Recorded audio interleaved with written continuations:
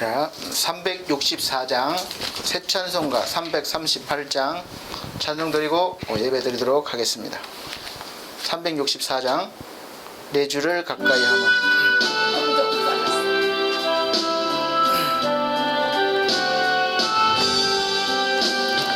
내 주를 가까이 하게 함은 십자가 짐 같은 고생이나 내 일생 소원은 늘 찬송하면서 주께 더 나아가기 원합니다. 내 고생하는 것 옛 야곱이 돌베개 베고 잠 갔습니다.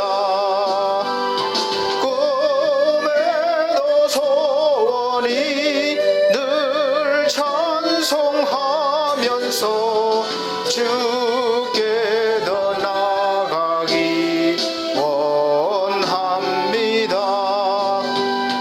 천성에 가는 길 험하여도 생명길 대나니 은혜로다.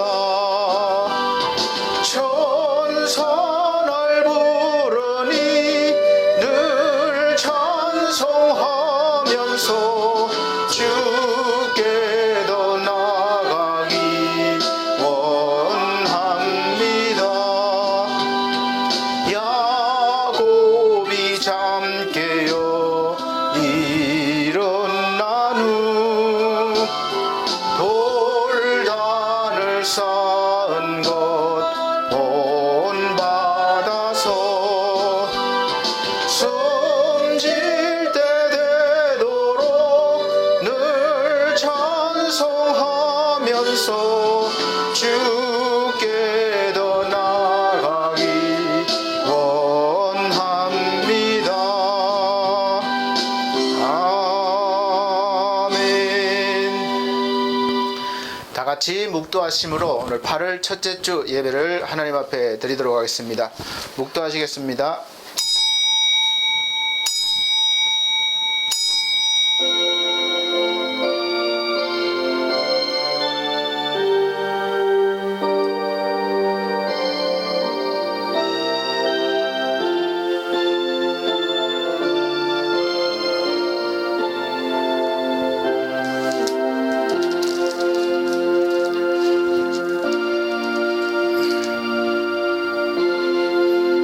정말로 너희가 주 안에서와 그 힘의 능력으로 강건하여지고 마귀의 괴계를 능히 대적하기 위하여 하나님의 전신갑주를 입어라.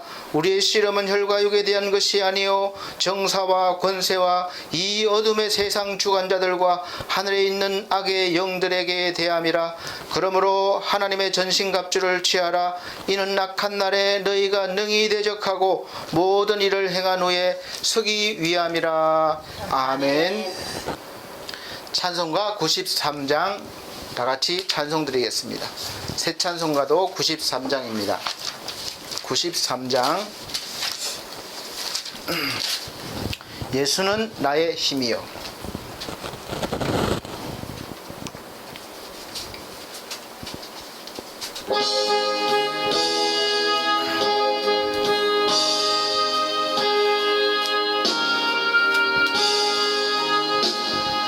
예수는 나의 힘이요 내 생명 되시니 구주 예수 떠나가면 죄 중에 빠지리. 눈물이 앞을 가리고 내 맘에 근심 쌓일 때 위로하고 힘주시리 주 예수.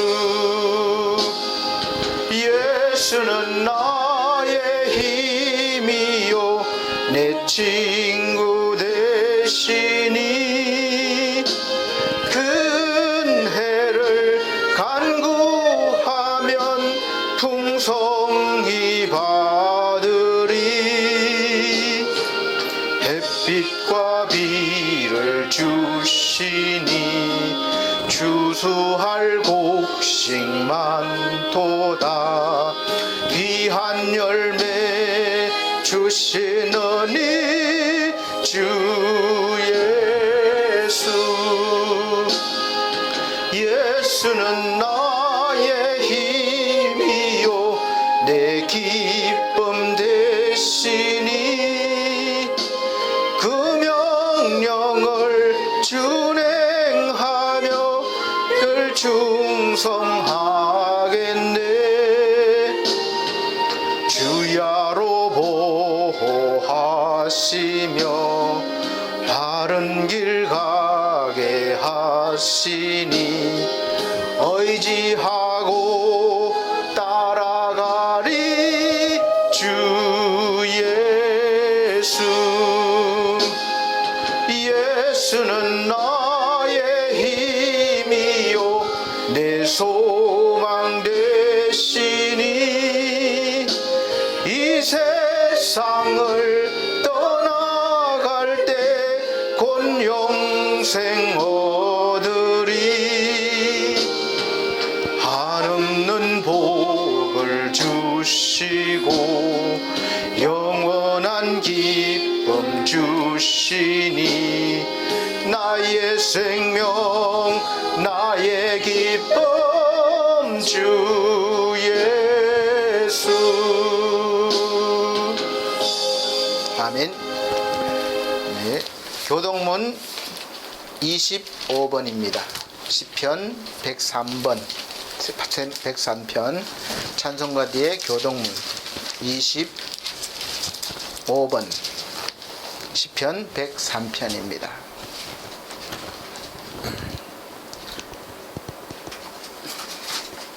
내 영혼아 여호와를 송축하라.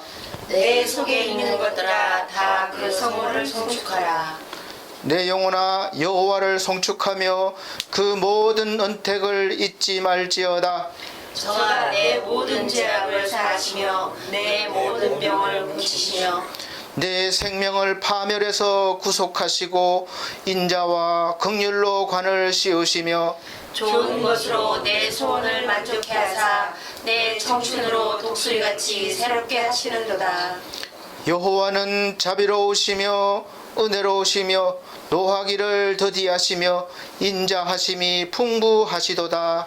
항상 경책치 아니하시며 노를 영원히 품지 아니하시리로다. 우리의 죄악을 따라 갚지 아니하셨으니 이는 하늘이 땅에서 높은 같이 그를 경외하는 자에게 그 인자하심이 크심이로다. 동이 서에서 먼 것 같이 우리 죄과를 우리에게서 멀리 옮기셨으며 아비가 자식을 불쌍히 여긴 같이 여호와께서 자기를 경외하는 자를 불쌍히 여기시느니라. 아멘. 다 같이 사도신경으로 신앙 고백 드리도록 하겠습니다. 나는 전능하신 아버지 하나님 천지의 창조주를 믿습니다. 나는 그의 유일하신 아들 우리 주 예수 그리스도를 믿습니다. 그는 성령으로 잉태되어 동정녀 마리아에게 나시고 본디오 빌라도에게 고난을 받아 십자가에 못 박혀 죽으시고 장사된 지 사흘 만에 죽은 자 가운데서 다시 살아나셨으며 하늘에 오르시어 전능하신 하나님 우편에 앉아 계시다가 거기로부터 살아있는 자와 죽은 자를 심판하러 오십니다. 나는 성령을 믿으며 거룩한 공교회와 성도의 교제와 죄를 용서받는 것과 몸의 부활과 영생을 믿습니다. 아멘. 찬송가 11장, 새 찬송가 42장 다 같이 찬송 드린 후에 권경희 권사님 기도해 주시도록 하겠습니다. 찬송가 11장입니다.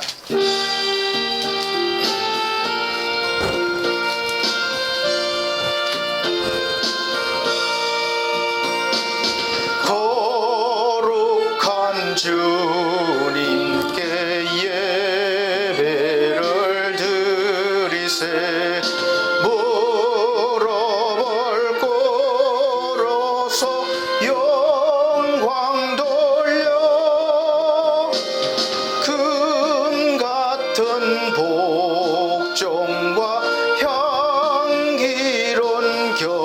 겸손을 주님께 바쳐서 경배하세. 주 앞에 삼가서 겸손히 행하면 주 너를 언제나 돌보시네.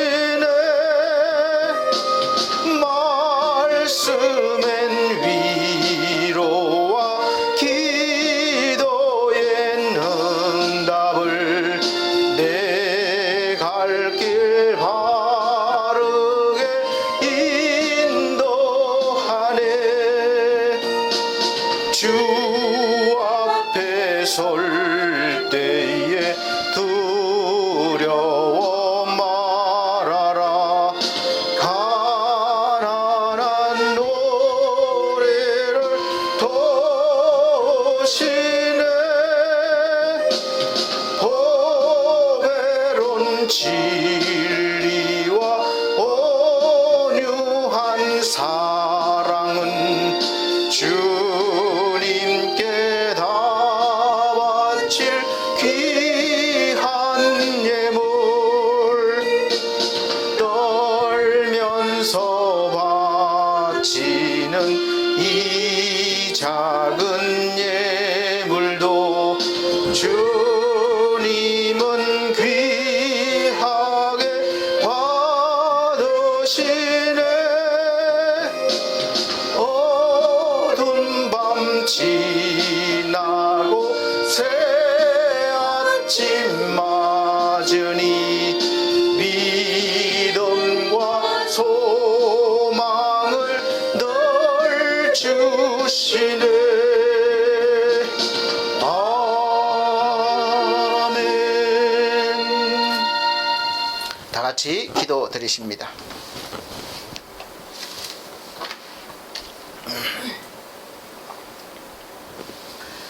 사랑과 은혜가 충만하신 하나님 아버지, 지나간 한 주간도 여러 가지 문제와 사건과 사고와 질병들 속에서 저희들을 무사히 지키시고 보호하셨다가 거룩한 주일날 주의전으로 불러주시어 감사와 찬양으로 하나님께 영광 돌리게 해주심을 참으로 감사드립니다. 아멘. 사랑의 하나님, 하나님께서 저희들 참으로 눈동자같이 지키심에도 불구하고 저희들 때때로 정말 하나님께서 계시지 않은 것처럼 제 멋대로 행동할 때가 많았음을 고백드립니다.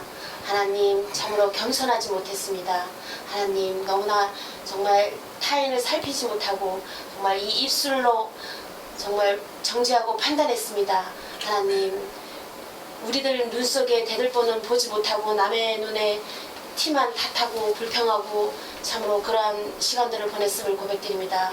하나님, 저희의 참으로 악하고 나약한 이 심령들 참으로 정말 예수 그리스도의 보혈의 피로 깨끗하게 씻어 주시옵시고 참으로 이제는 흠없이 점없이 오로지 주님께 정말 믿음으로써 더욱더 한 발 더 나아가는 우리 모두가 될 수 있도록 은혜 내려 주시옵소서. 아멘. 사랑의 하나님, 참으로 이 어려울 때에 정말 질병과 정말 경제적인 어려움과 여러 가지 환란 속에서 하나님, 저희들 정말 이 좌절하지 않고 정말 하나님 뜻이 어디에 계시는지 늘 기도와 간구로서 살피는 저희들이 되게 하시고 정말 믿음으로 더욱더 믿는 저희들이 합하여 정말 이 어려움을 잘 이겨내는 정말 능히 이겨내는 저희 모두가 될 수 있도록 축복하여 주시옵소서. 아멘. 사랑의 하나님, 참으로 하나님 뜻이 계시기에 세우신 우리 반석교회 하나님 지금까지 인도해 주신 은혜 참으로 감사드립니다. 아멘. 하나님, 이제는 정말 참으로 도약하기를 원합니다.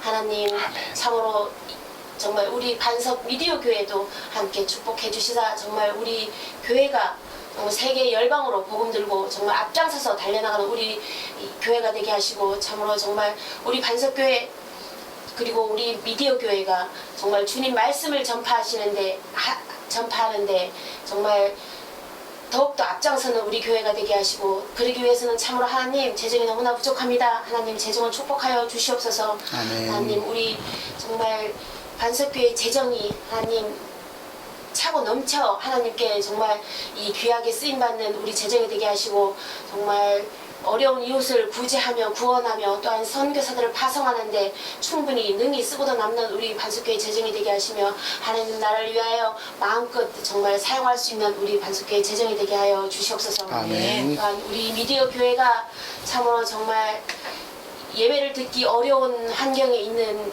정말 이 영혼들에게 참으로 구원의 빛이 되게 하시며 아멘. 말씀을 듣고 정말 온전히 예수 믿고 구원받는 역사가 있게 하시며 참으로 믿는 또한 사람들은 더욱더 믿음이 강건해지는 축복이 있을 수 있도록 축복하여 주시옵소서. 아멘.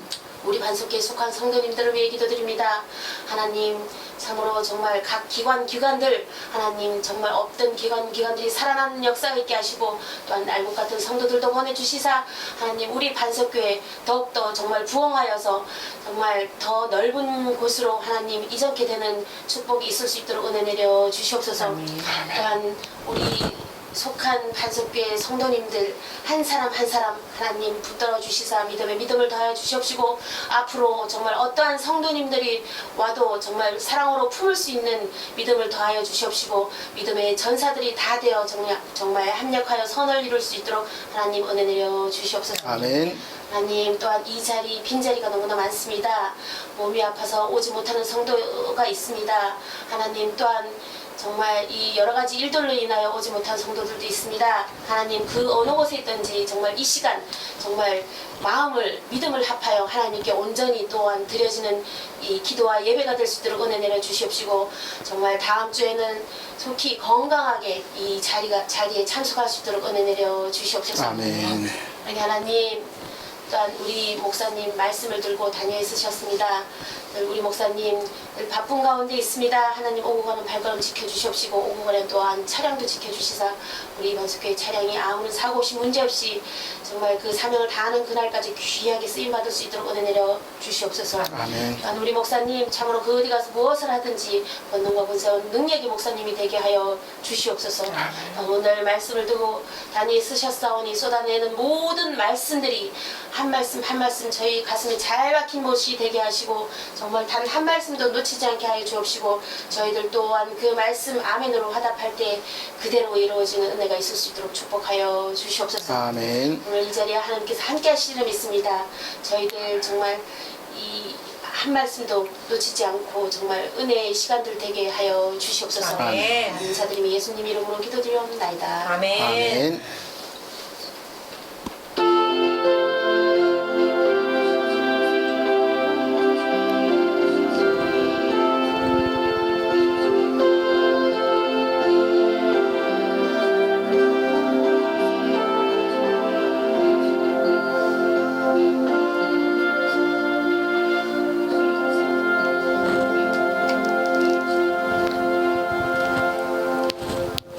감사합니다. 성경 말씀 보시겠습니다. 성경 말씀은 구약 성경 신명기 8장 1절로부터 10절 말씀입니다. 구약 성경 신명기 8장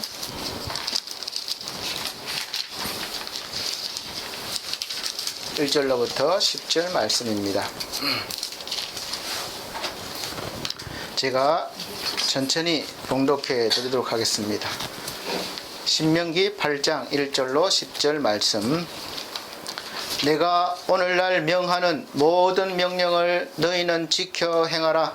그리하면 너희가 살고 번성하고 여호와께서 너희의 열조에게 맹세하신 땅에 들어가서 그것을 얻으리라. 내 하나님 여호와께서 이 40년 동안에 너로 광야의 길을 걷게 하신 것을 기억하라.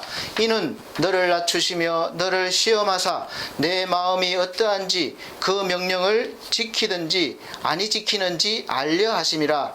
너를 낮추시며 너로 줄이게 하시며 또 너도 알지 못하며 내 열조도 알지 못하던 만나를 내게 먹이신 것은 사람이 떡으로만 사는 것이 아니요 여호와의 입에서 나오는 모든 말씀으로 사는 줄을 너로 알게 하려 하심이니라. 이 40년 동안에 내 의복이 헤어지지 아니하였고 내 발이 부러지 아니하였느니라. 너는 사람이 그 아들을 징계함 같이 내 하나님 여호와께서 너를 징계하시는 줄 마음에 생각하고 내 하나님 여호와의 명령을 지켜 그 도를 행하며 그를 경외할지니라. 내 하나님 여호와께서 너로 아름다운 땅에 이르게 하시나니 그곳은 골짜기에든지 산지에든지 시내와 분천과 샘이 흐르고 밀과 보리의 소산지요 포도와 무화과 석류와 감람들의 나무와 꿀의 소산지라. 너의 먹는 식물에 결핍함이 없고 내게 아무 부족함이 없는 땅이며 그 땅의 돌은 철이요 산에서는 동을 캘 것이라. 내가 먹어서 배불리고 내 하나님 여호와께서 옥토로 내게 주셨음을 인하여 그를 찬송하리라. 아멘. 네, 감사합니다. 오늘도 우리 하나님께서 임재하셔서 저와 여러분들에게 크신 은혜 내주시기를 간절히 소망합니다. 이게 이걸로 제가 이렇게 하다 보니까 신경이 열로 많이 가서 자꾸 보게 되고 그렇게 돼요. 그래서 나중에는 아마 전문가들이 있어서 그렇게 될 것 같아요. 그래서 그때까지 좀 기도해 주시기 바랍니다. 그래서 오늘 말씀의 제목은 광야를 지날 때라는 첫 번째 시간, 두 번째하고 나눴습니다. 너무 이렇게 분량이 많은 것 같아서 광야를 지날 때 요즘 그 상어가 멸종 위기에 놓인 종들이 많다고 그래요. 상어. 샥스핀이라고 고급 요리가 있어요. 그것을 선호하는 사람들이 많기 때문에 그 상어 지느러미 요리예요. 그러니까 상어를 잡으면 다 가져가는 것이 아니라 지느러미만 잘라서 자기들이 갖고 몸통은 바다에 버려요. 살아있는 상어가 다니다가 이제 죽게 되는 거죠. 그래서 그 상어 지느러미 요리가 인기라서 상어를 무자비하게 많이 잡게 돼서 멸종되는 것도 많고 위기에 처한 것도 많다고 그럽니다. 그런데 여러분, 상어에 대해서 얼마나 아십니까? 조스 영화가 많이 나와서 막 사람을 잡아먹고 무서운 공포스러운 그런 것만 생각될 거예요. 이 상어는 쉴 새 없이 움직여야 생존할 수 있는 고기예요. 물고기예요. 상어가 입을 벌린 채 지느러미를 멈추지 않고 헤엄을 쳐야 하는 이유는 보통 고기들은 아가미를 이렇게 움직여서 산소를 흡입합니다. 근데 상어는 이 지느러미에 운동 기능이 없대요. 그러니까 항상 벌어져 있어요. 그래서 계속 다니면서 물이 그걸 통과하게 해야 된다는 거죠. 그래서 통과하면서 산소를 흡입한다고 합니다. 그래서 숨을 쉬기 위해서는 계속해서 끊임없이 움직여야 되는 거죠. 그래야 살 수가 있습니다. 그리고 상어가 전 또 불에가 없는 줄 이렇게 찾아보면서 알아요. 불에가 없대요. 물고기에는 공기 주머니가 있잖아요. 그게 없대요. 그래서 끊임없이 움직이지 않으면 이게 가라앉는다는 거죠. 그래서 그렇기 때문에 살려면 계속 헤엄을 쳐야 되는 거예요. 그러니까 상어는 끊임없이 움직이지 않으면 살지를 못합니다. 그래서 어부들이 지느러미만 자르고 몸통을 살아있는 채로 놓아주면 곧 죽어버리는 거예요. 그래서 상어는 어떤 어려움이 있어도 생존을 위해서는 계속해서 앞으로 나가고 움직여야 됩니다. 우리 사랑하는 성도 여러분, 우리의 삶도 우리의 인생도 마찬가지입니다. 요즘 코로나로 인해서 우리는 오늘 이 광야와 같은 그런 시대를 살아가고 있다고 여겨집니다. 광야는 변수가 많아요. 낮에는 덥고 밤에는 춥습니다. 그리고 물이 없기 때문에 목이 말라요. 그리고 농사를 지을 수가 없어요. 배고플 수 있겠죠. 굶주림이 있습니다. 그리고 불뱀이 있어요. 물리면 바로 죽습니다. 그러나 변수도 많지만, 그러나 한 가지 우리가 알아야 될 것은 그 광야에는 그런 위험하고 힘들고 어려운 것들만 있는 것이 아니라 너무도 감사하게도 거기에 바로 하나님이 함께 계시는 것이고, 그것도 너무 가까이 계시다는 거예요. 낮에는 구름 기둥으로 하나님을 보이시고, 그다음에 밤에는 불 기둥으로, 그리고 목이 마르면 반석을 갈라서 물이 나게 하시고, 또 고기가 먹고 싶다가 아우성을 치면 메추라기 떼를 보내주듯 고기를 실컷 먹게 해주시고, 또 매일매일 먹고 살기가 힘들잖아요. 농사를 못 지으니까. 그러니까 새벽마다 보지도 못한 만나가 내려주시면 그것을 거두다가 그날에 일용할 양식을 삼았습니다. 욕심을 부려서 많이 거두면 다 벌레 먹고 썩어서 그 다음날 먹지를 못해요. 그러니까 그날 하나님의 은혜로 하나님을 바라보고 살 수밖에 없는 그런 훈련이죠. 그래서 우리가 기도할 때 일용할 양식을 구하잖아요. 하나님이 너무 가까이 계신 거죠. 사실 광야는 살기에 너무 척박하고 불편하고 힘든 곳이지만 무엇보다도 신앙 훈련의 최적의 장소가 바로 광야라고 여겨집니다. 그곳에는 오직 하나님만을 바라볼 수밖에 없기 때문에 그래요. 모든 환경이. 하나님을 바라보면 구원받고 문제가 해결되고 바라보지 않으면 죽음입니다. 불뱀 사건이 명확하게 보여주는 거예요. 불순종을 인해서 불뱀을 하나님 보내셔서 물린 자마다 다 죽는데 나중에 하나님이 장대에다가 녹뱀을 달아서 거기를 바라보는 사람은 살 것이다. 그래서 녹뱀을 바라보는 사람은 살았어요. 그러니까 아무 치료약이나 이런 것이 아니라 그냥 보면 되는 거예요. 달린 거. 십자가에 예수님이 달린 거 보면 되는 거예요. 안 보니까 그렇지. 그래서 그거 보면 내가 살 것이다 믿으면 되는 거죠. 광야가 아무리 덥고 춥고 목마르고 또 우리를 위협해도 우리는 하나님이 약속하신 축복의 그 가나안 땅을 향해서 거기에 멈추면 안 돼요. 끊임없이 전진해서 가나안 땅으로 향해 가야 됩니다. 약속의 땅으로. 그리고 그 광야는 절대적으로 하나님의 인도하심과 도우심이 필요하신 곳이에요. 오늘날 우리도 마찬가지입니다. 우리가 과학이 발달하고 모든 것이 인간의 힘으로 가능할 것 같고 너무도 살기 좋은 세상이 됐죠.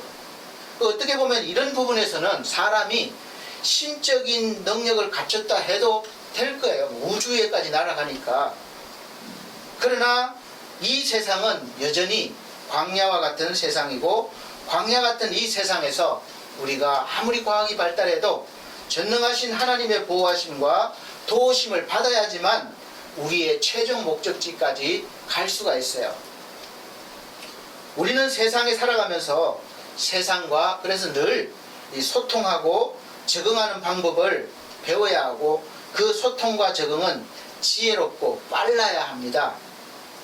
이것이 광야를 살아가는 지혜로운 방법이에요. 우리가 한 면만을 가지고 세상과 소통한다면 오히려 고립이 되고 소통이 막힐 수가 있습니다. 소통이 안 되면 우리가 복음을 전할 기회도 그만큼 줄어드는 거예요. 골로새서 2장 1절 보면 내가 너희와 라오디게아에 있는 자들과 무릇 내 육신의 얼굴을 보지 못한 자들을 위하여 얼마나 힘쓰는지를 너희가 알기를 원하노니 이는 그들로 마음의 위안을 받고 사랑 안에서 연합하여 확실한 이해의 모든 풍성함과 하나님의 비밀인 그리스도를 깨닫게 하려 함이니 그 안에는 지혜와 지식의 모든 보화가 감춰져 있느니라 그랬습니다. 그래서 우리에게는 어떤 일이든지 확실하게 먼저 이해할 수 있는 그런 지식과 지혜의 풍성함이 있어야 하는데 이 지혜와 지식의 모든 것이 바로 예수 그리스도 안에 감추어져 있다는 거예요. 그것이 보화라는 거예요. 캐서 발견해서 가지라는 겁니다. 이것이 성경은 말씀하고 있습니다. 그래서 그 보화를 발견한 사람은 제가 자주 말씀드리지만 자기의 전 재산을 다 팔아서 바꾸는 거예요. 그래서 그 예수 그리스도를 믿는 사람들은 더 지혜로워지고 날마다 지식도 쌓이게 되는 것입니다. 그것도 아주 풍성하게 쌓아갈 수가 있는 것이죠. 선교를 하는 선교사들이 외국에 나가잖아요. 국내에도 있지만 외국으로 많이 나갑니다. 그래서 외국에 가면 우리나라하고 전혀 다른 문화, 다른 인종이죠. 그들에 대한 지식이 없고 또 아무것도 몰라서 가면 안 되는 거예요. 물론 그래도 할 수 있겠지만 보통 선교사들이 외국에 나가서 가장 먼저 하는 일이 그들의 문화와 그들의 그 환경에 동화되는 거예요. 적응해야 되는 겁니다. 거기에서도 내 문화, 내 걸 고집하면 그들과 어울릴 수가 없어요. 그들과 함께 살아가는 거예요. 그래서 같은 음식을 먹고 같은 환경에서 적응하면서 그들과 가깝게 지내야 돼. 선교지에 대한 지식이 없고 그들과 동화가 되는 그런 지혜가 없다면 선교하기가 상당히 어려워지고 막힐 수밖에 없을 겁니다.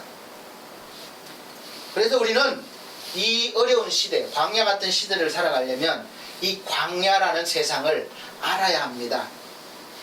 광야는 언제나 우리를 힘들게 하고 어렵게 우리 삶을 위협합니다. 우리가 아무리 살기 좋은 세상 같지만 살기 좋은 세상이라고 해도 그렇게 보인다 해도 곳곳에 사고의 위험이 도사리고 있고 또 이 코로나와 같은 그런 것들이 수시로 오는 거예요. 먹고 살기 힘들고 각종 위험이 도사리고 있는 것입니다. 그렇지만 그 속에서도 우리는 변함없이 하나님을 바라보고 하나님을 의지해야 합니다. 요즘 큰 변화를 맞고 있죠. 과학의 발전으로 우리 인간이 거의 신적인 영역에 도달한 것 같은 시대에 살아가고 있지만 이 알 수 없는 보이지 않는 바이러스와의 전쟁은 어느 때보다 심해요. 계속해서 나오는데 많은 사람들이 죽었습니다. 그리고 지금도 계속해서 번지고 있어요. 우리 생활이 정지될 정도죠. 그래도 다행히 감사하게 우리나라는 다른 나라보다 비교적 잘 관리가 되고 있어서 그나마 우리가 이렇게 생활하고 있습니다. 감사해야 되는 거죠. 또 심한 홍수와 지금 홍수가 우리나라에도 난리잖아요. 중국엔 더 난립니다.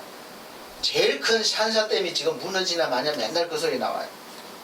그리고 다른 데는 또 가뭄, 무더위, 불볕더위 40몇 도까지 올라가고 스페인 같은 데는 그렇게 환경적으로 많은 어려움들이 닥칠 때 사람들이 속수무책으로 죽거나 또 근거지를 잃고 갈 곳이 없는 이재민, 수재민 많이 생겨 그런 처지가 되고 마는 것이죠.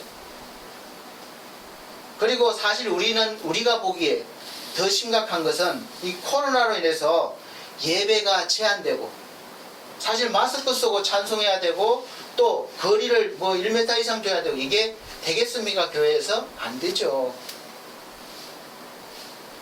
그리고 모임이 금지돼요. 예배 드리고 나면 서서 모여서 차도 한잔 마시고 식사도 하고 이런 문화인데 거기에서 모든 활동이 이루어지는데 되지 않고 있습니다. 그러니까 이제까지 해왔던 교회 활동은 거의 대부분이 모임에서 시작됐는데 이 모임을 못 가지는 거예요. 그러니까 이제 우리는 환경적으로도 그렇고 법적으로도 점점 어려워지고 있습니다. 이걸 탄압으로 말하기는 어려워요. 왜냐? 이 코로나 때문에 그런 거니까 누구나가 인정하는 거니까 이걸 우리 기독교에서 막 탄압이다 이러면 오히려 손가락질 당하는 그런 처지가 됩니다. 그리고 사회적으로 보면 차별법이 통틀어서 차별법이 만들어지고 계속 시도하고 있어요. 제가 어쩌다 말씀드렸지만 그들이 인권이라는 명목으로 한 사람도 소중하죠. 존중받아야 되죠. 그래서 끊임없이 그 법을 통과시키려고 하고 있습니다. 그 법에는 종교, 성별을 차별하면 안 된다는 법이 있어요. 그러니까 우리가 오직 하나님만 믿는 종교, 우리가 신앙을 가지고 있는데 다른 종교도 인정하라는 거죠. 우리 다른 종교를 차별하면 안 되는 거예요. 그래서 목사가 다른 종교를 믿으면 지옥 갑니다. 안 됩니다. 그러면 처벌받는 거예요. 법에 저촉이 되는 거예요. 벌금을 내거나 감옥에 가거나 누가 고발하면 걸립니다. 실제로 미국에서는 그런 일들이 벌어지고 있어요. 동성연애 와서 주례를 서달라. 난 목사라서 못한다. 고발하면 그거 걸립니다. 벌금 내야 되고 이렇게 되는 거예요. 장사하는 사람은 케이크를 못 준다 그러면 그것도 저촉이 되는 거죠. 지금 실제로 처벌받고 있다고 속속 뉴스가 들어오고 있습니다. 남자와 남자가 또 여자와 여자가 서로 사랑하고 결혼하는 것도 인정하라는 거예요. 그들의 인권이니까 존중받아야 되니까. 만약 그것을 인정하지 않은 발언을 한다거나 차별을 하면 그것이 바로 법의 저촉이 되는 거죠. 우리가 성별을 차별을 두면 안 돼요. 남자가 더 귀하고 여자가 더 귀하고 이런 차별을 두면 안 되죠. 평등하죠. 그러나 남자와 남자가 여자와 여자가 이런 통해서 이루어진다는 것은 많지는 않지만 소수지만 인정하라는 그런 분위기도 요즘 많이 있고 그렇습니다. 그래서 이 법은 우리 기독교에만 해당되는 것이 아니라 누구에게나 다 해당되는 법이에요. 누구나 다 처벌받을 수 있기 때문에 이제는 정말 한마디 한마디도 잘 생각해가면서 해야 되는 시대가 온 거죠. 이 법이 통과되면 그래요. 누가 불륜을 저질렀다 그러면 우리가 공식적으로 그걸 이야기하면 그것도 차별이 될 수가 있는 거예요. 폭넓게는 그렇습니다. 그래서 이러한 일들을 우리가 대응하는 데 있어서 그렇다고 우리가 두고 볼 수는 없잖아요. 이거는 하나님 말씀을 우리는 지켜야 되는 사람들이니까. 그래서 우리는 이런 일들을 대응하는 데 있어서 내 지혜나 어떤 능력이 아니라 우리가 지혜와 지식의 보고인 예수 그리스도께 묻고 배워야 한다는 것입니다. 이것을 신학적으로는 변정학이라고 그래요. 변정학이라는 것은 어떤 체계적인 논쟁과 담론을 통해서 종교적 교리를 우리가 방어하는 종교적 학문을 말해요. 우리가 이 믿음을 지키기 위해서는 좀 논리적이고 체계적이고 누구나한테 통할 수 있는 그런 실력을 갖추라는 거예요. 무조건 다른 종교는 무조건 안 돼. 하나님만이 최고야. 그렇게만 주장하니까 다른 사람들이 거부감을 가지잖아요. 왜 그런지 논리적으로 체계적으로 그렇게 설교를 하고 물론 설득한다고 다 되는 건 아닙니다. 그러나 그렇게 대하라는 것이죠. 그래서 상대방의 주장에 대해서도 우리가 잘 듣고 거기에 대해서 조목조목 논리적으로 누구나 공감할 수 있도록 이왕이면 그렇게 대응하라는 거예요. 그래서 지금까지 우리나라의 기독교계의 대응은 대부분 물리적이었다고 봅니다. 지금도 그렇게 하고 있어요. 세상은 변하고 있는데 그 변하는 세상을 우리가 쫓아가지 못하는 거예요. 앞서가야 되는데 앞서가지 못할 망정 뒤처지지 말아야 되는데 지금 그렇습니다. 그래서 기독교인이 아닌 일반 사람들에게는 공감을 얻지를 못해요. 오직 너희들 것이다. 그거 분리된 거죠. 누가 그렇겠지가 아니라 기독교인들만 이렇게 돼버린 거죠. 차별법에 대해서 일반인들이 대부분 공감하거나 관심이 없어요. 그래서 지금은 통과 안 되지만 언젠가는 이렇게 되면 통과될 것입니다. 얼마나 심각한지 모르기 때문에 그래요. 그래서 우리는 세상을 향해서 어떤 문제, 이슈가 생기면 우리가 먼저 이해하고 예수님과 같이 지혜롭게 쉽게 설명을 해줘야 하고 그것도 분노로 막 내 의견을 주장하기 위해서가 아니라 사랑으로 해야 되는 것이죠. 분노함이나 폭력적인 방법으로 우리가 목적을 달성했다 해도 그것은 실패한 거예요. 예수님은 그렇게 하지 않으셨습니다. 남자가 여자보다 더 우월하다든지 반대로 여자가 남자보다 더 월등하다든지 이런 남녀 차별하면 안 되는 거죠. 그러나 그 취지는 좋지만 그 안에 포괄적으로 남자와 남자가 결혼을 하는 것을 인정하고 여자가 여자와 결혼하는 것을 인정하면 과연 그것이 성차별이냐 이렇게 나갈 때 그것이 문제가 되는 것이죠. 논란이 많은 것이죠.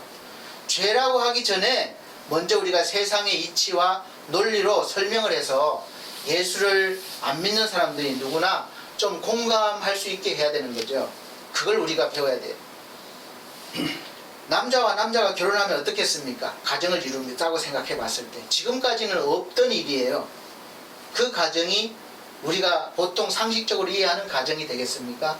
여자와 여자가 가정을 이뤘을 때 그런 가정들이 있어요. 외국에도 있고 우리나라에도 있고. 그러면 그 가정의 후대는 어떻게 될 것이에요? 우리가 자녀 보통 요즘 안 낳지만 힘들어서 안 낳지만 결혼을 하면 자녀를 낳게 되고 키우게 되는데 입양을 한다고 그래요. 외국에 보면 그 입양을 했을 때 그 아이가 다른 가정과 비교했을 때 혼란스럽지 않겠어요? 다른 가정은 남자가 아빠고 여자가 엄마인데 물론 그게 정해져 있고 그게 자기네들이 또 주장하는 건 다르겠지만 그러면 우리는 엄마도 남자 아빠도 남자예요. 그러면 아이가 이게 어떻게 제대로 정서가 잡히겠냐 이런 문제도 있을 것이고 안 그럴 수도 있지만 그리고 이런 문제가 많아요. 또 후손은 어떻게 될 것인가? 입양하면 돼요. 그러면 입양도 누군가는 아이를 낳은 사람을 입양해야 되잖아요. 자기들은 낳을 수가 없잖아요. 그럼 대가 끊어지게 되는 거죠. 길게 보면. 그래서 물론 다 그렇진 않지만 이러한 일들이 이 문제가 있을 수 있다는 거죠. 그리고 또 여러 가지 뭐 많이 의학적으로도 그렇고 많이 데이터가 있습니다.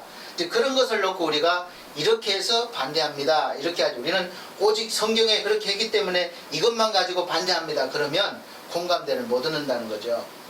그러나 우리 내면은 분명한 확신을 가지고 기준을 가지고 있어야 됩니다. 말씀 중심이에요. 사랑하는 성도 여러분, 여러분은 지금 모든 면에서 부족하고 또 내 삶이 모든 면에 목마르다고 생각하고 사실 수 있어요. 나는 집도 작고 부족하고 나도 가진 것도 없고 모든 것이 부족해. 그것은 사실 상대적으로 나보다 많이 가진 사람과 기준해서 비교하기 때문에 그런 현상이 나타나는 측면도 없지 않아 있습니다. 여러분, 똑같이 광야에 들어선 이스라엘 백성들이 그런 생각을 했겠습니까? 다른 민족을 보고 비교했어요. 저 민족은 맛있는 것도 먹고 강하고 우리는 이렇고. 근데 같은 자기들끼리는 똑같은 입장이잖아요. 농사도 못 져요. 같이 못 짓고 하나님이 주신 것만 같이 먹을 수가 있어요. 그러니까 비교할 수가 없지. 뭐 누구가 부자고 가난하고 이게 없잖아요. 그래서 우리는 보통 보면 상대적으로 비교해서 나를 보기 때문에 내가 부족한 것도 보이고 잘난 것도 보이고 늘 바뀝니다. 그런 현상입니다. 그래서 그러나 광야는 사실 늘 목마른 곳이에요. 샘이 부족하잖아요. 또 오늘날 우리도 광야와 같은 세상을 살아가고 있습니다. 여러분, 저도 늘 돈에 목마른 사람이에요. 목사지만 돈이 부족해. 쓸 돈은 많은데 가진 게 별로 없어요. 그러니까 돈이 목말라요. 목사가 무슨 저런 소리 하나 하지만 하는 일들이 많아서 다 돈 들어가는 일들이잖아요. 여러분도 마찬가지일 거예요. 돈이 늘 부족해요. 또 사랑이 부족하다는 거예요. 사랑을 못 받고 사는 사람이 많아요. 그래서 상처받은 사람이 많고 하여간 여러 가지 뭐 부족한 것이 많은 것이 세상입니다. 성공에 목마르고 성공하고 모두가 성공하는데 목말라 하는데 실제로 성공하는 사람들은 많지가 않다는 거죠. 그리고 명예에 목마르고 사실 다 다르겠지만 다 목마른 세상을 광야와 같은 세상을 살아가고 있습니다. 그리고 우리는 때때로 신앙생활하면서 이런 생각 한 번쯤 해보실 거예요. 이 모든 상황을 하나님께서 한 번에 그냥 딱 해결해 주셨으면 좋겠다. 그렇게 원하실 수 있어요. 저도 뭐 그런 생각 가진 적이 있으니까. 뭐 충분히 하나님은 그런 능력도 계시고 뭐 말씀 한마디면 다 해결되니까 딱 그냥 해결해 줬으면 좋겠다. 이런 생각도 또 믿음도 가져보셨을 겁니다. 요즘 핫한 가수가 영탁이라는 가수인데 거기 보면 이 가수가 부르는 게 누나가 딱이야 노래가 있어요. 누나가 딱이야 딱이야. 그런데 딱 내 노래 됐어요. 그래서 오늘부터 내 짝이래요. 그리고 누나가 내겐 딱 맞는다는 거죠. 자, 그런 노래도 있는데 여러분은 누가 딱입니까? 누가 딱이에요? 뭐 남편이 딱이야, 아내가 딱이야, 네, 우리 돈 많은 돈줄이 딱이야. 그럴 수 있죠. 주님이 딱이야. 내 눈엔 주님이 딱이야. 한번 바꿔 불러보세요. 사실 오늘 이 고생스럽고 두려운 광야, 모든 것이 부족한, 압박당하는, 위협당하는 이 광야와 같은 지금 내가 살아가고 있는 이 세상을 하나님이 한 번에 딱 해결해 주셔서 우리가 원하는 젖과 꿀이 흐르는 땅, 가나안 땅에 모든 문제가 해결된 그런 환경이 된 그런 천국과 같은 비슷한 환경이라도 착 만들어 주셨으면 얼마나 좋겠습니까? 그렇게 되길 원합니다. 여러분, 그러나 여러분, 그렇게 하나님이 딱 한 번에 해결해 주신다고 하신다면, 혹시라도 한다면 여러분 하나님을 찬양할 것 같죠? 딱 한 번에 떠나버리고 맙니다. 이게 성경이 보여주는 거예요. 하나님의 은혜를 그렇게 큰 은혜를 받았지만 곧 있으면 오랜 시간도 아니에요. 금방 등을 돌리고 다른 것을 바라보는 것이 우리예요. 우리. 하나님은 우리 인생 전체를 보고 계십니다. 그리고 인생의 문제를 절대로 너희는 가만히 있어. 때로는 그래요. 가만히 있어 하나님이 행하시는 일을 보라. 우리가 할 수 없는 일들 할 땐 그렇지만 하나님이 다 해주시는 거 아닙니다. 하나님은 그때그때 내가 해결할 수 있도록 지혜도 주시고 능력도 주시고 환경도 만들어 주십니다. 또 때로는 내 인간적인 힘을 빼기 위해서 상당한 고난도 허락하세요. 오늘 광야처럼 너희가, 이거 하나님이 주시는 거, 너희가 낮추기 위해서 또 순종하는가 보기 위해서 이렇게 광야 생활을 하게 하신다는 거예요. 그게 바로 광야입니다. 우리가 타는 목마름이 크게 달했을 때 반석에서 물을 내주시고, 또 고기가 먹고 싶어서 간절했을 때 아우성일 때 하나님은 고기를 먹게 해주십니다. 불뱀에 물려서 치료하기 없을 때, 죽어갈 때 장대에 노뱀을 달게 하시고 보는 자마다 살게 하십니다. 그런 사건을 통해서 하나님께서는 우리의, 나의 무력함을 깨닫게 하시고 오직 하나님의 도움 없이는 살 수 없다는 것을 절감하게 하셔서 어떤 환경에서도 우리가 흔들리지 않고 하나님의 백성으로서의 삶을 살게 하시려는 하나님의 뜻이 있는 곳이 바로 이 광야입니다. 사실 이스라엘의 광야 생활은 지금 우리가 겪고 있는 이 코로나로 인한 변화보다 훨씬 더 큰 변혁적인 환경을 맞이한 삶이었어요. 먼저 환경의 변화입니다. 애굽의 도시 문화에 살면서 모든 것을 이제 마음대로 누렸던 것이 그런 생활을 했어요. 그런데 이제는 그런 생활을 할 수가 없습니다. 그래서 이것은 이스라엘 백성들에게는 계속해서 큰 불만이었어요. 출애굽기 16장 3절 보면 우리가 애굽 땅에서 고기 가마 곁에 앉았었던 때와 떡을 배불리 먹던 때에 여호와의 손에 죽었다면 좋았을 것을 너희가 이 광야로 우리를 인도하여 내어 이 온 회중으로 추려 죽게 하는도다, 이렇게 원망합니다. 애굽에 있을 때는 과일과 맛있는 향신료를 곁들인 맛있는 고기를 먹을 수 있었고 그랬지만 이 광야로 나오면서 그런 것은 꿈도 꿀 수 없는 환경이 되어버렸다는 거예요. 이 음식이라고는 만나밖에 없어요. 즐기던 술과 음료도 마실 수가 없습니다. 당장 물도 구하기 어렵습니다. 샤워도 못하고 빨래도 할 수가 없어요. 여러분 같으면 이런 생활을 어떻게 생각하겠습니까? 우리가 그냥 지나온 이스라엘 백성들 보니까 아유, 이 사람들 참 금방 이렇게 배신하고 이렇게 우리가 판단하지만 우리가 지금 그러한 환경에 처했다면 여러분 같으면 어떻게 서겠습니까? 그래도 하나님께 감사하고 하겠습니까? 그래도 감사하면서 하나님을 바라보느냐, 아니면 이스라엘 백성들처럼 원망하게 하느냐, 이 두 가지 중에 한 가지 있겠죠. 이스라엘 백성들이 하나님을 직접적으로 원망한 건 아닙니다. 하나님 왜 우리를 이렇게 힘들게 하십니까? 한 거 아니에요. 지도자인 모세와 아론을 원망했습니다. 왜 우리를 이곳으로 데려왔느냐. 그것은 곧 하나님을 원망한 것이나 마찬가지입니다. 모세와 아론은 하나님이 세운 지도자이고 하나님의 명령에 순종해서 이스라엘을 광야로 출애굽시켰기 때문에 그렇습니다. 누구나 정말 힘들면 쉽게 환경을 탓하고 누구를 원망할 수 있는 그런 광야에 서게 됩니다. 목사님, 제가 믿음으로 살려고 그랬는데요, 정말 원망스럽고 한탄스럽습니다. 보세요, 지금 내 입장을, 내 환경을 보세요. 내 회사를, 내 직장을 보세요. 내가 이렇게 힘듭니다. 도대체 하나님이 살아계십니까? 목사님, 도대체 우리 교회가 왜 이렇게 나오고 열심히 기도했는데 왜 응답이 없습니까? 목사님이 능력이 없는 거 아닙니까? 그렇게 할 수 있겠죠.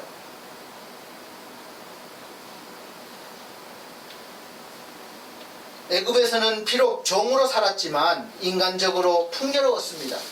그리고 하나님의, 그렇지만 그런 은혜가 그런 장점이 있었지만 반대로 하나님의 은혜와 하나님의 인재를 전혀 경험하지도 느끼지도 못하는 삶이었어요. 그냥 세상 사람들과 똑같은 삶이었습니다. 그러나 광야는 인간적인 것은 모든 것이 부족하고 목마르고 불편하지만 영적으로 하나님의 은혜는 풍성하였고 늘 하나님의 동행하심을 보고 경험할 수 있는 장소이기도 해요. 자, 여러분 같으면 어떤 환경을 택하고 살아가시겠습니까? 애굽의 환경입니까? 아니면 광야의 환경이에요? 광야에서는 어떤 문제가 있을 때마다 하나님께 부르짖기만 하면 하나님께서 보면 망설이지 아니하시고 즉시 해결해 주시는 거예요. 대체적으로 보면. 그래서 하나님의 은혜 아니면, 도우심이 아니면 살아갈 수가 없다는 것을 하나님께서는 너무나 잘 알고 계시고, 그걸 알게 하시기 위해서 인도하셨기 때문에 그래요. 그냥 내버려 두시는 게 아니에요. 비록 낮추시기 위해서 광야를 인도하셨지만 하나님은 그 광야에 이스라엘 백성들을 그냥 버려두지 않으셨어요. 어느 때보다 하나님은 이스라엘 백성에 대한 관심과 애정을 가지고 계셨어요. 죽겠습니다 하면 달려가셔서 도와주시고 잡아주시고 먹여주시고 그렇게 하신 거예요. 우리가 아이가 아장아장 그럴 때 그 어머니가 손을 놓고 아이가 혼자 걷게 할 때 생각해 보세요. 손을 놨을 때 어머니가 다른 거 구경하고 있습니까? 언제나 어머니의 관심과 모든 것은 아이에 집중되어 있어요. 아이가 걸어가다가 휘끗 하면은 빨리 가서 잡아줍니다. 제가 제 체면에 우리 한나가 아주 어렸을 때 한 3살, 4살쯤 됐을 때 제가 데리고 많이 다녔거든요. 우리 도진상 강도사가 있어요. 이름을 말해서 그렇지만 동료인데 낚시하러 갔다가 냇가에 큰 돌인데 좀 깊어요. 낚시하는데 한나는 이제 그 큰 바위에서 와서 놀고 있죠. 낚시 둘이 하고 있는데 갑자기 한나가 놀다가 깊은 물에 풍덩하고 빠진 거죠. 제가 한 1초도 안 돼서 뛰어들어가서 건져냈습니다. 그러니까 도진상 이 강수사님이 놀라는 거예요. 아니 어떻게 그럴 수 있냐. 그럴 수 있죠. 왜냐면 부부잖아요. 저는 낚시를 되게 좋아해요. 낚시하고 있었지만 내 온 신경은 한나한테가 아니고 우리 딸한테가 있는 거예요. 그러니까 아이가 잘 놀면 괜찮은데 위험에 처했을 때 빨리 달려가서 구해내는 거죠. 그게 하나님이에요.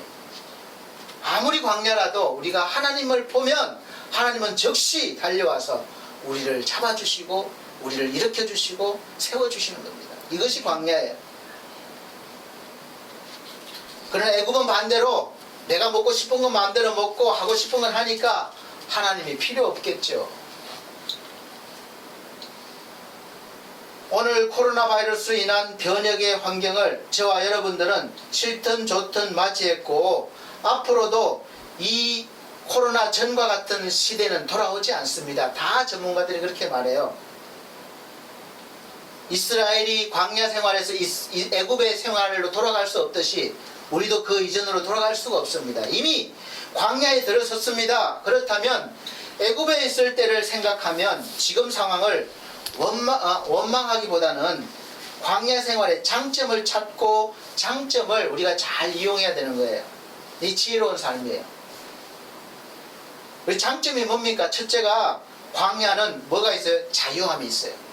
애굽엔 종살이에요.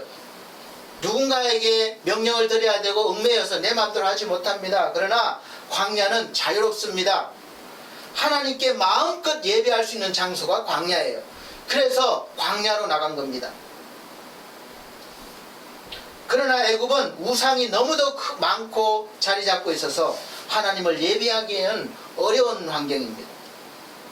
이스라엘 백성은 애굽의 종살이에 얽매임에서 광야로 나가면서 자유를 얻었습니다.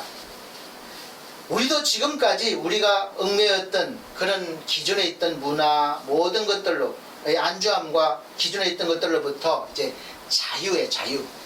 아이고 옛날에는 안 그랬는데 요즘 뭐예요 그게 나 때는 안 그랬는데 그게 유행이더라고요. 그러니까 그 커피도 나왔어요. 라떼는 말이야.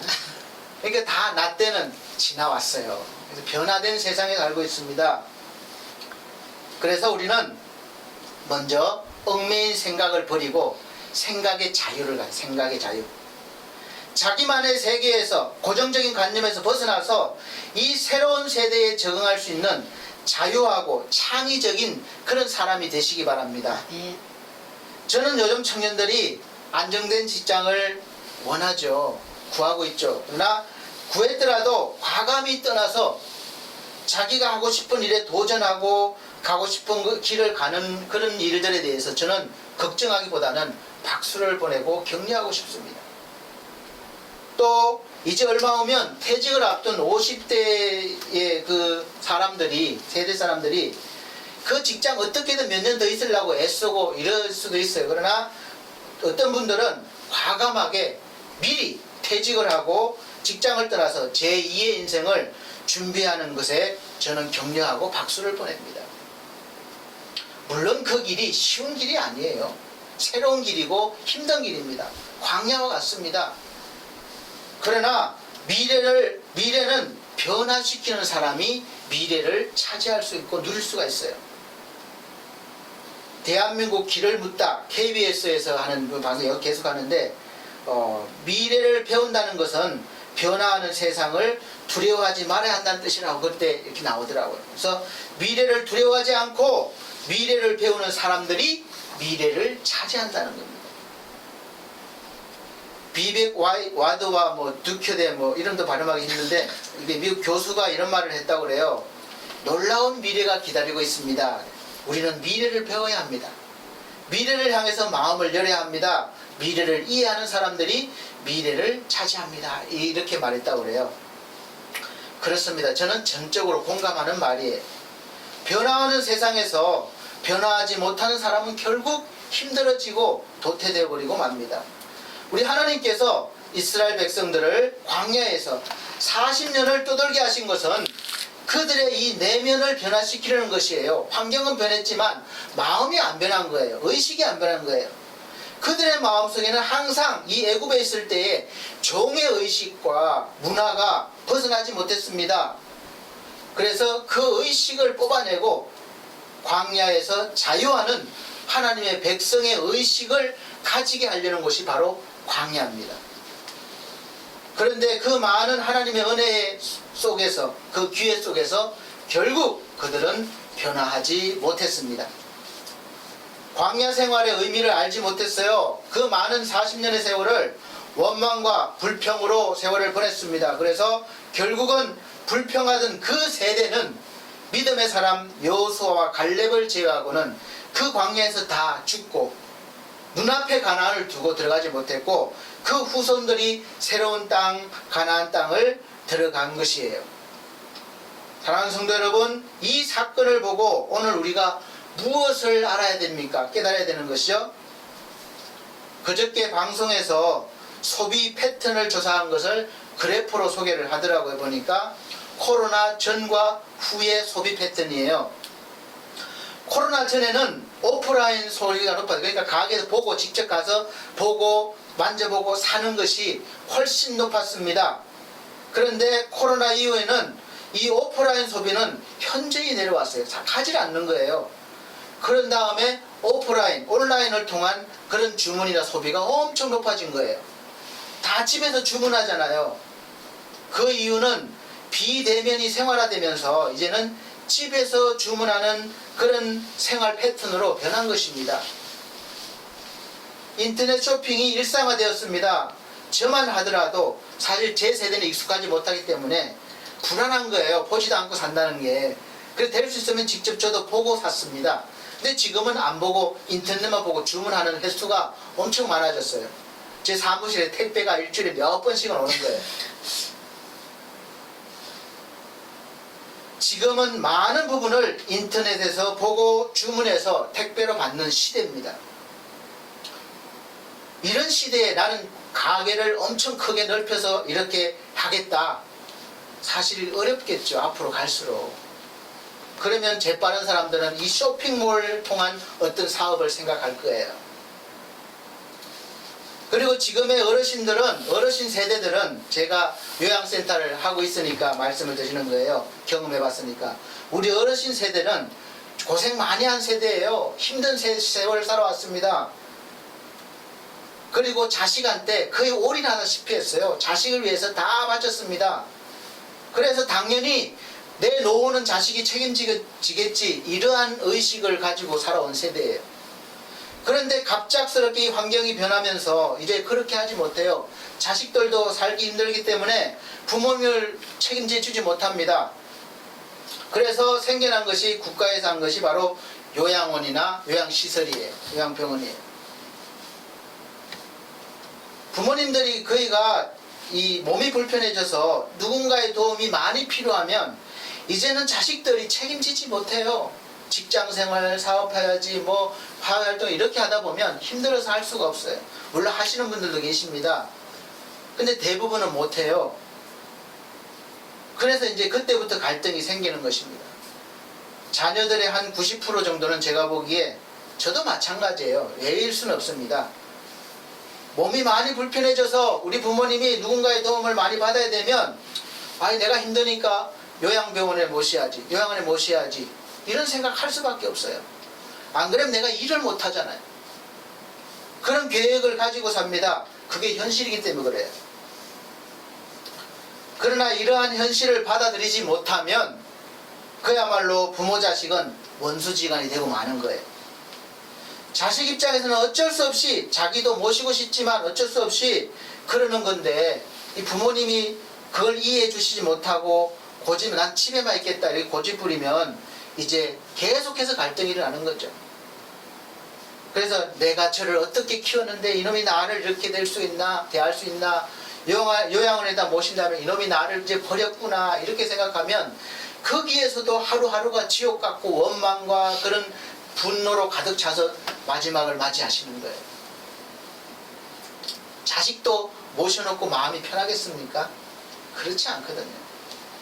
저도 하다 보니까 어르신들의 최고 좋은 환경은 한 끼 덜 먹더라도 덜 드시더라도 집에 계시는 것이 제일 좋은 거예요. 저도 그것을 지향하는 사람이지만 어쩔 수 없으면 또 요양원이나 요양병원에서 생활도 하셔야 되는 거죠.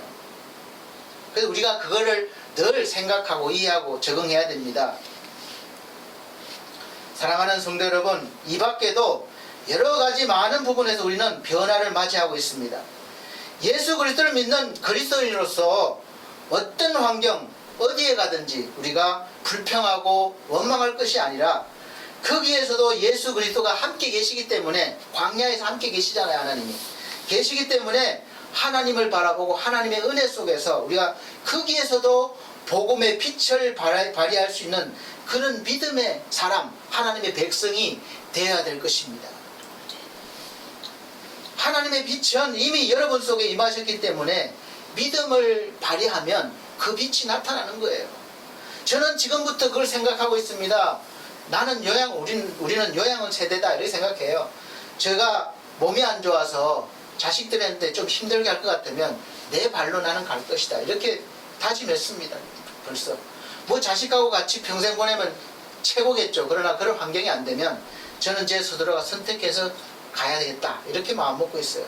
그리고 그곳에 가서도 내가 원망하고 외롭고 힘들고 이런 것이 아니라 거기에서도 내가 하나님을 믿는 사람으로서 복음의 빛으로 그것을 밝혀야 되겠다 이런 의식을 늘 가지고 있습니다. 여러분도 어떤 환경에 가시든지 그렇게 하실 수 있도록 한번 광야 생활 속에서도 하나님의 빛을 발견하시고 그 빛을 여러분 속에 모시기 바랍니다. 아멘. 그러면 광야 생활도 하나님의 은혜 속에서 살아가는 거기 때문에 살만합니다. 물론 힘들죠. 하나님 믿는다고 다 해결되는 거 아닙니다. 그러나 하나님의 은혜 속에서 살아가면 광야도 살만한 곳이고 하나님의 은혜가 있는 곳이기 때문에 그렇습니다. 이러한 믿음은 하나님의 말씀을 믿음으로 시작됩니다. 이 시간에 하나님의 말씀이 여러분의 심령에 심겨주셔서 30배, 60배, 100배 아니 그 이상의 많은 열매를 맺으셔서 이 시대를 밝히시는 선지자들의 역할을 잘 감당해낼 수 있도록 예수 이름으로 축복합니다. 아멘. 그러면 광야를 지날 때 두 번째 시간은 다음 주에 또 이어서 말씀드리도록 하겠습니다. 기도합니다. 하나님 감사합니다. 급변하는 이 세상에 광야 같은 그런 곳에 몰린 그 같은 그런 마음과 생각들일 수 있습니다. 그러나 그 광야 속에 하나님도 함께 계심을 우리가 알게 하시고 우리가 환경보다 어떠한 것보다 하나님만을 먼저 바라볼 수 있는 믿음의 사람들이 되게 하셔서 하나님의 도우심으로 이 모든 어려움들을 이겨낼 수 있게 하시고 또 이겨냄으로 말미암아 하나님께는 영광이요 세상에서는 하나님의 백성으로서의 삶을 나타내게 하여 주옵소서. 아멘. 감사드리며 예수님 이름으로 기도합나이다. 아멘. 아멘. 찬송가 432장 찬송 드리면서 준비하신 예물 드리도록 하겠습니다. 432장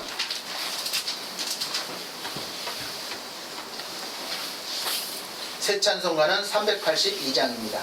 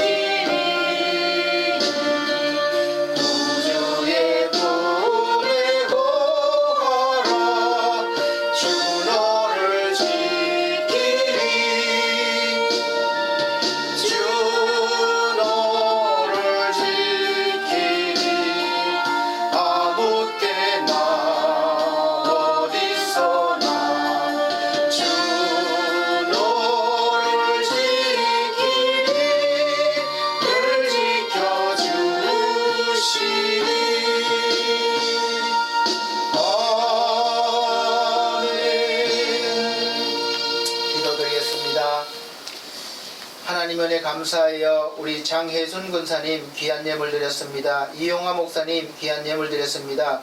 또 감사예물과 또 주정헌금 그리고 건축 예물 드렸습니다. 우리 하나님 이 귀한 예물 드린 손길 기억하시고 하나님 나라의 그 풍성한 모든 것들을 마음껏 누릴 수 있는 은혜가 있게 하여 주시옵소서. 아멘. 또한 우리 하나님 아버지 이 귀한 예물이 하나님의 귀한 영혼을 구하는데 오병의 기적으로 쓰임받는 역사가 있게 하여 주시옵소서. 아멘. 아버지께서 이루시고자 하는 모든 일들이 우리를 통하여 이루어지길 원하오니 하나님 일꾼들 그리고 물질을 풍성히 부어주셔서 능히 감당케 하여 주옵소서. 아멘. 귀한 은혜 감사드리며 예수님 이름으로 축복하고 기도합니다. 아멘.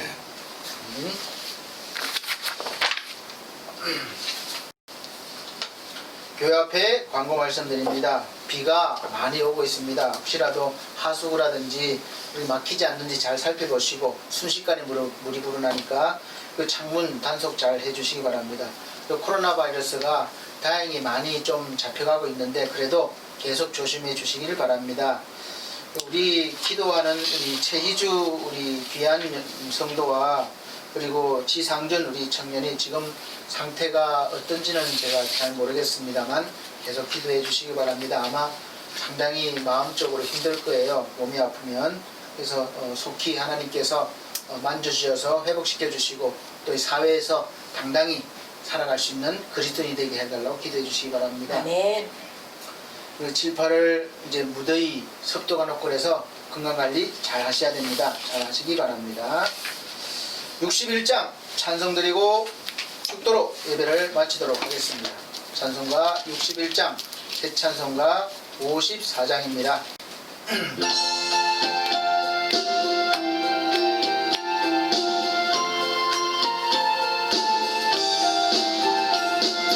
주여 복을 비옵나니 편히 가게 하시고 사람마다 주 은혜로 이기도록 하시고 광야 같은 세상에서 항상 인도하소서. 주의 복된 말씀 듣고 무한 감사합니다. 구원받은 주의 성도 열매 맺게 하시며 하나님이 우리 함께 항상 계시옵소서. 아멘.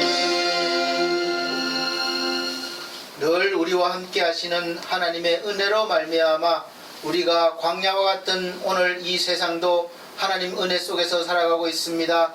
그 어떤 변화가 있든지 우리가 하나님이 주시는 지혜와 명철과 권능으로 잘 대처하게 하시고 앞서가는 그런 하나님의 백성들이 되게 하여 주시옵소서. 준비하게 하시고 열심을 다하게 하셔서 하나님의 뜻을 이루어갈 수 있는 귀한 반석교의 모든 성도들 되게 하여 주시옵소서. 또한 광야에서 부족하고 어렵고 힘든 모든 것들을 하나님의 은혜 속에서 능히 이겨낼 수 있도록 도와주시며 우리 하나님의 그 크신 사랑 안에서 살아갈 수 있도록 찬송할 수 있도록 도와주옵소서. 아멘. 우리 하나님이 최희주 귀한 영혼을 기억하시고 속히 모든 질병과 어려움에서부터 벗어나게 하시고 건강한 모습으로 충만한 모습으로 하나님 앞에 영광 돌리는 존귀한 영혼 되게 하여 주옵소서. 아멘. 지상준 영혼과 또한 그 밖에 몸이 아픈 귀한 영혼들이 있습니다. 차을본 권사님도 아버지 하나님 회복시켜 주시고 늘 충만함으로 하나님 앞에 귀한 삶을 살아가게 하여 주시옵소서. 네. 사랑하는 우리 모든 성도들에게 삶 가운데 하나님의 역사가 날마다 있기를 원하옵니다. 아멘. 하나님 인도하여 주시옵소서. 아멘.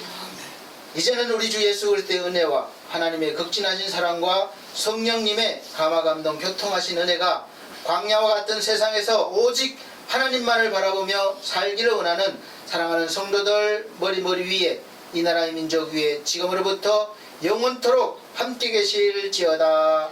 아멘.